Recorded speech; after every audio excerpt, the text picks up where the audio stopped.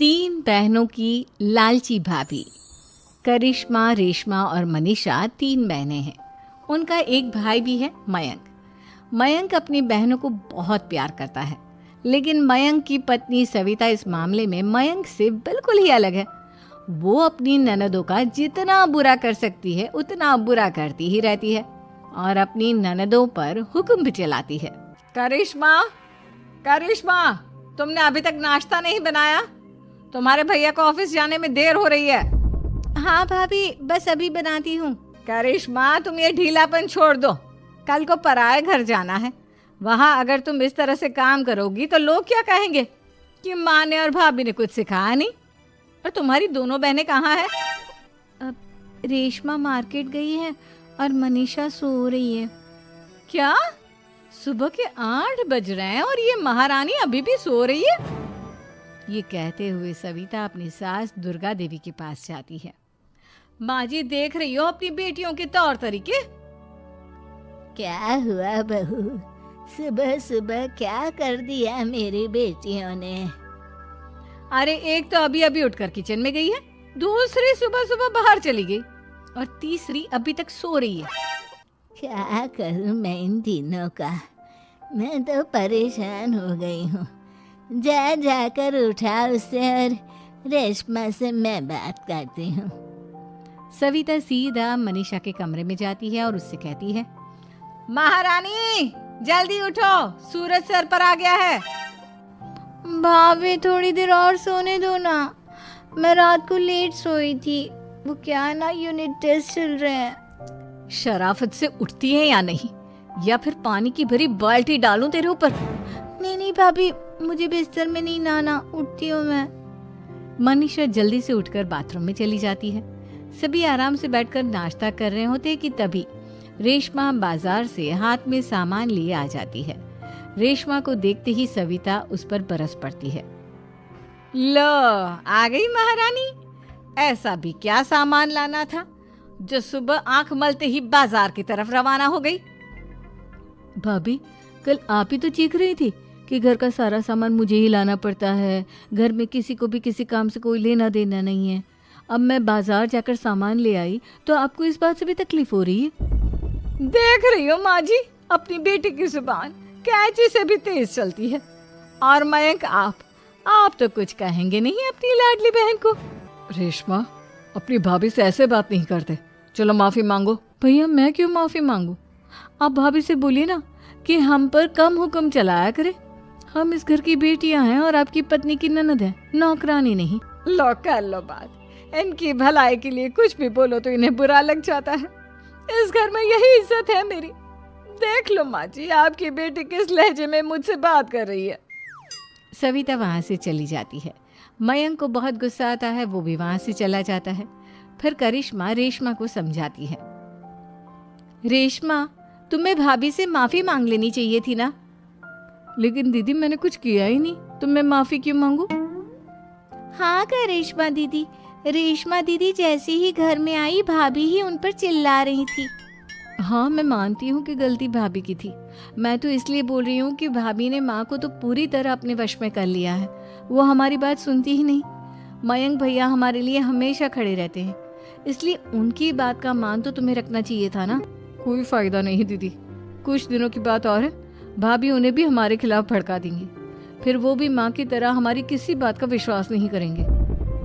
इसी तरह सविता अपनी तीनों ननदों को किसी न किसी बात पर परेशान करती रहती थी। एक दिन मयंक अपनी तीनों बहनों के लिए गिफ्ट लाया। करिश्मा, ये तुम्हारे लिए हार का सेट। रेशमा, तुम्हारे लिए सुंदर सी ड्रेस। और मनीषा, तुम्हें किताबें पसंद है ना, तुम्हारे लिए किताबें लाया हूँ। थैंक यू भैया। थैंक यू भैया। थैंक यू भैया। करिश्मा, तुम्हारा नेकलेस कितना सुंदर है। ये भैया कहाँ से ले आए होंगे? मैंने भैया को 3 दिन पहले फोन पर ये डिजाइन दिखाया था और आज भैया ये ले आए। सविता तो अपनी ननदों के गिफ्ट्स देखकर जल गई और करिश्मा का नेकलेस तो उसे भी बहुत पसंद आया था। अपनी बहनों के लिए कितना अच्छा नेकलेस लेकर आए हैं, मुझे कभी कोई गिफ्ट नहीं दिया। मैं आज ही ये हार चुरा लूंगी। रात में सविता करिश्मा का हार चुरा लेती है और इसी तरह उसे अपनी ननदों की जो भी चीज़ अच्छी लगती वो उसे मांगती नहीं, बल्कि रात के अंधेरे में चुरा लेती। इसी तरह दिन बीतते गए और सविता ने मयंक के दिल में भी उसकी बहनों के लिए नफरत पैदा कर दी। एक दिन मयंक ने करिश्मा और रेशमा के लिए रिश्ता देखा और ये बात उसने घर में सबको बताई। माँ, करिश्मा और रेशमा के लिए बहुत अच्छा रिश्ता आया है। वो लोग कल इन्हें देखने आ रहे हैं। आप और सविता मिलकर सारी तैयारी कर लेना। ये सुनकर करिश्मा और रेशमा खुश हो जाती हैं, लेकिन सविता सोचती है, अगर इन दोनों बहनों की शादी हो गई तो घर और बाहर का काम कौन करेगा? मनीषा तो एक नंबर की कामचोर है, उससे तो किसी बात की उम्मीद लगाना ही बेकार है। मुझे इस शादी को रोकना होगा। अगले दिन सभी लड़के वालों के स्वागत की तैयारी करने में लगे होते हैं। तभी मयंक अपनी बहनों से आकर कहता है, तैयार हो गई तुम दोनों? देखो, दोनों लड़के बहुत अच्छे हैं, मैं कोई कसर नहीं छोड़ना चाहता, इसलिए तुम उनके सामने अच्छे से बिहेव करना और अपनी भाभी से लड़ने मत लग जाना। करिश्मा, तुम वो नेकलेस पहन लो ना जो मैं तुम्हारे लिए लाया था। भैया, मैं बहुत देर से वो नेकलेस ढूंढ रही हूँ, लेकिन मुझे मिल ही नहीं रहा। क्या तुमने नेकलेस खो दिया? तुम्हें पता भी है वो कितना महंगा था? तुम कोई काम ढंग से नहीं कर सकती। मयंक गुस्से में वहां से चला जाता है। थोड़ी देर बाद लड़के वाले भी आ जाते हैं। वो दोनों बहनों को पसंद कर लेते हैं और रिश्ता पक्का हो जाता है। लेकिन सविता के दिमाग में तो कुछ और ही खिचड़ी पक रही थी। वो पंडित जी के पास करिश्मा की कुंडली लेकर जाती है और उन्हें पैसे देकर करिश्मा की कुंडली बदलवा देती है। जब लड़के वालों के पास करिश्मा की कुंडली जाती है तो वो दुर्गा को फोन करते हैं। बहन जी, हमने करिश्मा की कुंडली अपने पंडित जी को दिखाई थी। आपकी बेटी की कुंडली नहीं बल्कि दोषों का पिटारा है। देखिए, मैं और मेरे पति इन सब बातों में बहुत विश्वास करते हैं, इसलिए हम आपकी बेटी से अपने बेटे की शादी नहीं करा सकते। इस तरह करिश्मा का रिश्ता टूट जाता है और सभी घर वालों को बहुत दुख होता है। अब कविता सोचती है, चलो, करिश्मा का तो रिश्ता टूट गया, अब रेशमा का भी रिश्ता तोड़ना है। क्या करूं, क्या करूं? अब सविता आवाज बदलकर किसी अननोन नंबर से रेशमा के होने वाले ससुराल में फोन करती है। हेलो, मैं कौन हूँ कौन नहीं ये आपके लिए जानना ज़रूरी नहीं। बस इतना सुन लो कि रेशमा का 2 साल से किसी के साथ अफेयर चल रहा है। बस रेशमा का रिश्ता तोड़वाने के लिए सविता का इतना कहना काफी था। अब रेशमा का भी रिश्ता टूट गया। मयंक और दुर्गा देवी ने रेशमा को खूब खरी खोटी सुनाई और उससे बार बार उस लड़के के बारे में पूछने लगे। आप दोनों मुझे क्यों परेशान कर रहे हो? अरे कोई लड़का होगा मेरी लाइफ में तो मैं बताऊंगी ना। जब कोई है ही नहीं तो कहाँ से लाऊं मैं कोई लड़का? तो तेरे होने वाले ससुराल वालों को फोन किसने किया था?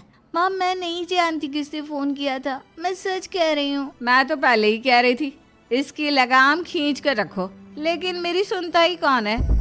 आप चुप रहिए भाभी, ये सब आपका ही किया धरा है।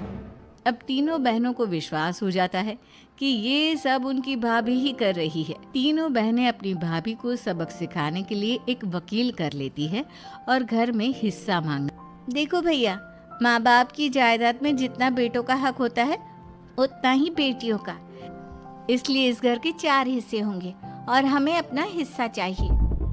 मैंने तुम्हारे लिए क्या क्या नहीं किया और तुम इस घर में हिस्सा मांग रही हो? भैया, आप और माँ हम बहनों की कोई बात नहीं सुनते हो और भाभी हमारी शादी नहीं होने देगी क्योंकि उन्हें लगता है कि आप हमारी शादी में ज़्यादा पैसा लगाओगे और उन्हें हम जैसी फ्री की नौकरानी कहाँ मिलेगी। तो हम भाभी के साथ तो रह नहीं सकते, हम बहनों को अपना हिस्सा चाहिए। अरे तुम्हें शर्म आनी चाहिए अपने भाभी पर ऐसा इल्जाम लगाते हुए। वो तुम्हारे बारे में कितना सोचती है। हाँ माँ, भाभी हमारे बारे में बहुत सोचती है। दिन रात बस यही सोचती रहती है कि किस तरह से अपनी तीनों ननदों को परेशान करूं और कभी मुझे पढ़ने भी नहीं देती।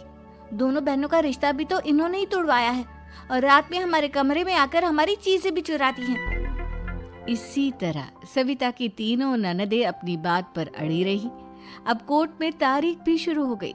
जब सविता को लगा कि उसकी तीनों ननद इतनी आसानी से नहीं मानने वाली, तो उसने अपने पति और सास को सारी सच्चाई बता दी और अपनी तीनों ननद से माफ़ी मांगी।